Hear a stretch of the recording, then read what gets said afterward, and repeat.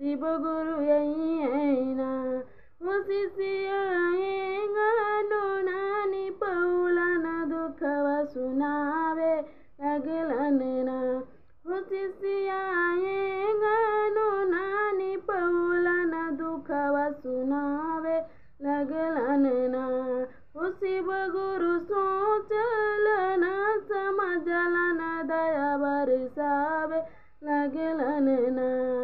शिव गुरु सोचलन समझलन दया बरसावे लगलन ना शिष्य धतुरु न चढ़ौलन दुखव सुनावे लगलन ना शिष्य धतुरु न चढ़ौलन दुखव सुनावे लगलन ना शिव गुरु सोचलन समझलन दया बरसावे लगलन ना शिव गुरु सोचलन समझलन दया बरसावे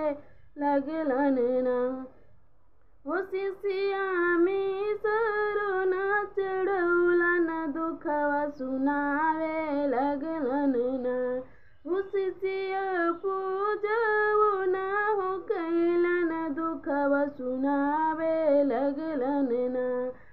शिष्य चर्चुना करौलन दुखव सुनावे लगलन ना